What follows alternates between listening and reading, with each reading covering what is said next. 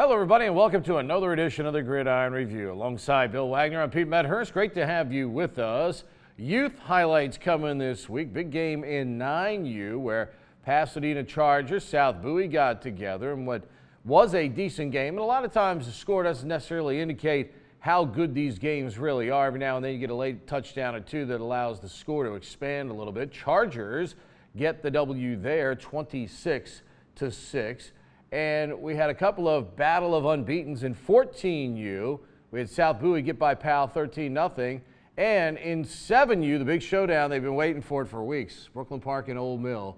Brooklyn Park and Old Mill, I think, is one of the greatest rivalries in AYFA, no matter what the age group, what the weight, no matter what. And Brooklyn, the coaches of those two organizations know one another, too. Yeah, all the time. And BP wins that 13-0. Also, Severn's team continues to roll undefeated at 7-0, or excuse me, at the 7U level. So some great games out there this weekend. You can see the highlights as we're showing you now of the Chargers and South Bowie at 9U. And Bill, you know, we traced back, you know, all the way through to AAYFA, and several Anne Arundel County Hall of Famers with Anne Arundel County football ties. You go back to a guy like Tenardo Sharps, who has now gone back coaching youth through Anne Arundel County, now coaching high school at Meade. Craig Wilson, tremendous multi-sport athlete at Annapolis, who I played against, ironically, in the Chesapeake Independent Baseball League. We played for the Parole Cubs after he got done. Still hit? Yes, after he got done playing with the Cardinals in Major League Baseball, of course. And when you look at a guy like Joe Papetti, we talk about leadership and how important it is.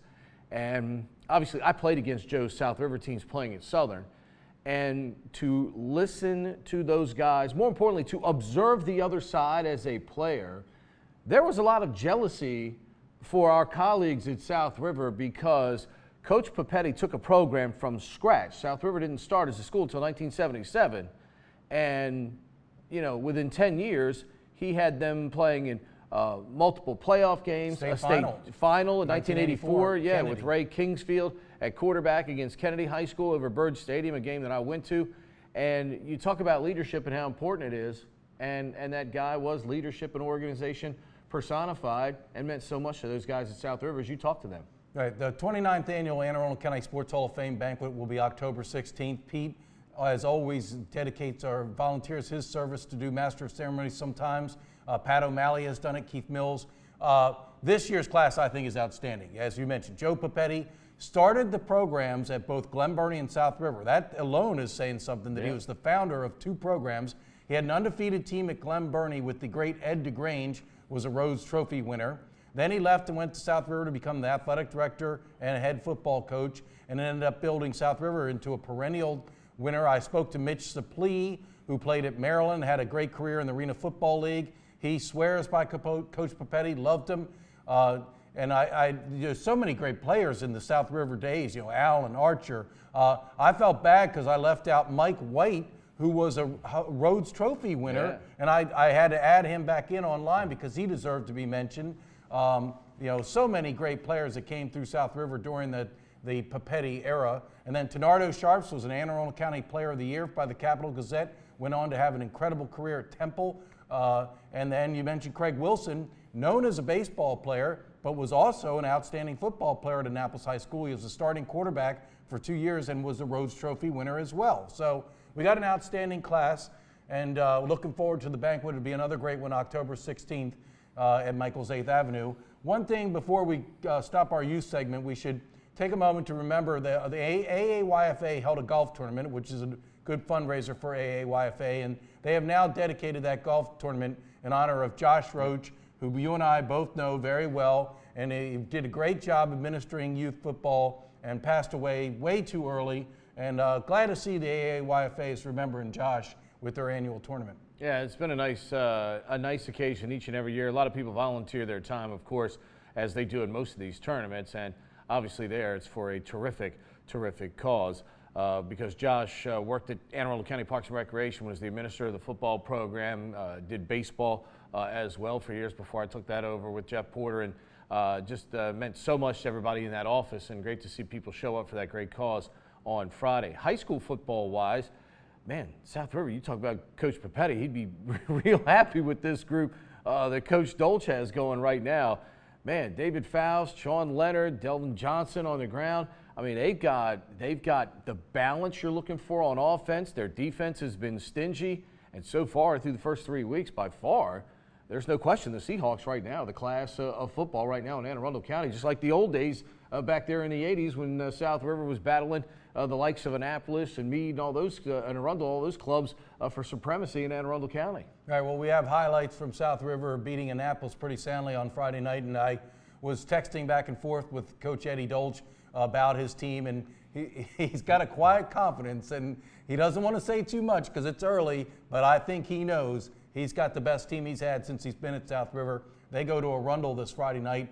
It's going to be a big game, and that's the first thing he said at the end of the Annapolis win was, hey, we got a big one next Friday night at Arundel. During his time, they've never won at Arundel, so that's a huge hurdle for South River to clear. But I think you're right, Pete. South River looks pretty darn good to me. Faust is a big-time quarterback, and he's been hooking up. I mean, Sean Leonard had 3 touchdown receptions this week, but he's got multiple receivers, and he can throw the ball around to a variety of targets. And you mentioned they got the run-pass balance, which it's tremendous. It's extraordinary, no doubt about that. I mean, everybody goes back through the years. There's even Chuck Markowitz's great running, shoot offensive teams is because they could run the ball effectively. Is why their quarterbacks and wide receivers always put up those numbers. You go back and look at the '94 North County State Championship team. Topper Ellis was amazing on the ground with that club. That's why those offenses work, because you get the great balance. Good win for Severna Park. New coach gets his first win and beats a very good Chesapeake team in the process by a score of 20-16. Great win for the Falcons. That was a bit of a surprise. All of us that do the prediction corner at the Capitol, no one picked Severna Park. They hadn't looked good so far through 2 weeks. They had been beaten pretty soundly in 2 games, and they really stepped up. Played a good ball game, and Chesapeake had 6 turnovers. As Rob Elliott had one comment at the end of the story, he said, "You're never going to win a game with 6 turnovers." Yeah, no doubt about that. Mike Wright, the new head coach at Severna Park, congratulations, victory number 1, and good performance by the Falcons. After a couple of tough games to start the year, Broadneck back on the winning track. Josh Ehrlich playing very well there, and they just need. Look, they played a couple of good people here to start the season. So they bounced back. That may benefit Broadneck down the road. Sure, absolutely. You get better by playing good people. We talk about names here in the early portion of the season. Hard to be more productive than what Alex Wicks has done for St. Mary's. Big win over Boys Latin, but my goodness, Mr. Wicks, everybody knows Mr. Wicks is getting the ball. Yeah. And so far, they haven't been able to stop him for St. Mary's. Well, we saw those highlights. I was watching the Gridiron Review, you and Joe last week. Joe did a great job filling in for me.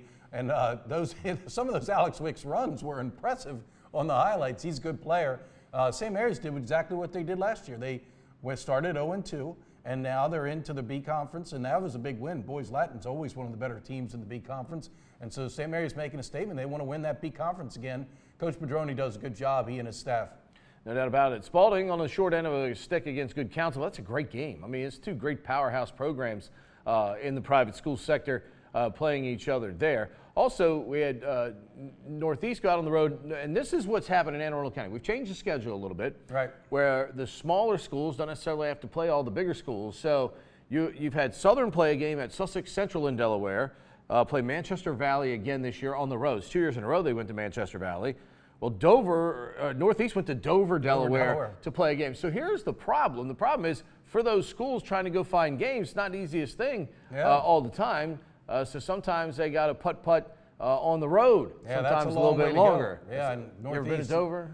I've been to Dover. I've never been to Dover High School, but it's right there in Dover. They must be pretty darn good because they laid it on Northeast. I mean, Northeast, good ball club, well coached, and Dover gave them all they could handle. So Dover must be a pretty good team in Delaware. Arundel tuned up for its South River showdown with a nice win over North County, who had started the season very hot here. So it's a good win for Arundel as well. And of course, big story really of the weekend was the fact that Old Mill and Meade were not allowed to play Friday night. And that sad situation. No matter what, I mean, obviously Board of Education is erring on the side of public safety here. That's not even a discussionable, it's not even debatable. They're going to play, as we tape on Mondays, they're playing today in front of an empty stadium. And it's obviously a huge game for the kids, 2 really good football teams. But unfortunately, they all do get to miss out on the atmosphere And, I mean, the county and the schools miss out on a great gate. I mean, it's going to be a great gate with over 2,000 people there. So there's a lot of loss as it pertains, but in the interest of public safety, again, it's not even something that's debatable out there. The kids' safety is first and foremost, and we don't have to play a football game. It's really that simple. Well, it's a shame when criminals, who have nothing to do really with the schools, get involved with things that affect the schools. I mean, there's no reason that the football players at Old Mill and Meade should have to be impacted by people whose criminal activity in the community. It's ridiculous. I mean, I understand the decision, and it's the right decision, right? Well, there's still someone who's being wanted by the police and still they're searching for him, and they just didn't want anything to occur at the game. But it's just a shame because that is a huge game. It would have drawn a huge crowd, and it's going to be bizarre playing a game of that import in front of an empty stadium. Interesting week coming up. Colleges, we won't have to talk about them this week because neither Maryland nor Navy played last week, but Maryland hosting Penn State on Friday night, Navy going to Memphis on a Thursday night. That means Bill and I are going down to Memphis for some barbecue. That's right. Coming up this Rendezvous. week. So some great places down there in the Memphis area. When we come back, we'll talk pros. The Ravens and the Chiefs both look like competitive potential playoff teams. We'll talk about that when we return on the Gridiron Review. Of course, as we tape on Monday, Redskins-Bears is the Monday night offering, so we'll talk about that next week. Also, the Redskins are going to be playing the Giants next week with Daniel Jones getting his first win as the Giants quarterback. How do you feel about the Redskins on Monday night? Do you think they can beat the Chicago Bears? Well, since FedEx Field has been built, the Redskins are 2-16 on Monday Night Football. Oh, goodness. That's not very good. And I mean, look, we can do all that analytical stuff. We've hired all these analytical people.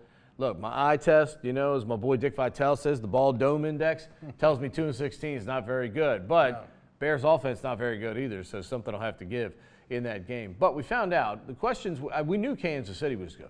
Yeah. Question we had to ask ourselves was the game between the Ravens and the Chiefs last year that was really good, kind of a misnomer, a one-timer? Well, no. We're finding out that the Ravens probably every bit as good as they were and competitive in that game. The one thing hurting Baltimore right now, pass rush, lack of it consistently, and just the depth in the secondary to cover so many people. Remember, the Chiefs didn't even have Tyreek Hill yesterday and had guys running wide open in a 33-28 victory.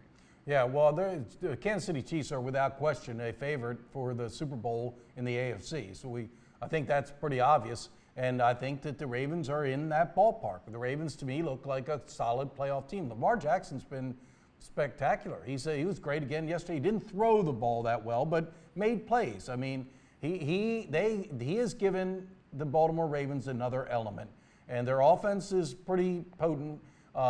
Again, to me, that game was all about the Ravens' defense inability to stop the Chiefs. The second quarter was a disaster, and they went down the field, bing, bang, boom. John Harbaugh got to question some of his coaching decisions. Number one, I don't know why you would ever go for two on the first touchdown of the game. You score a touchdown in the first quarter, just kick the extra point. What is even the reason to go for two at that time? And because they failed on that two-point conversion, it got them to the point where they're going for two every time to try to make up for it. And I thought that the fourth down in his own territory earlier in the game was also a foolish call. But, he came in there. I guess he expected that he was going to have to score a lot of points to beat the Chiefs, and that was their mindset. So I'm not going to fault an aggressive mindset, but just little questionable calls. Yeah, you don't chase points early in the game when you don't have to. But at the same time, unless you are just so sure you have a package that is going to work based on the way they're lining up, probably the safer thing, especially when you have Justin Tucker, that extra point more than likely is going to be pretty good. So yeah, so I would go with the extra point. Don't chase points until you have to. So one last thing on the pro segment, Pete.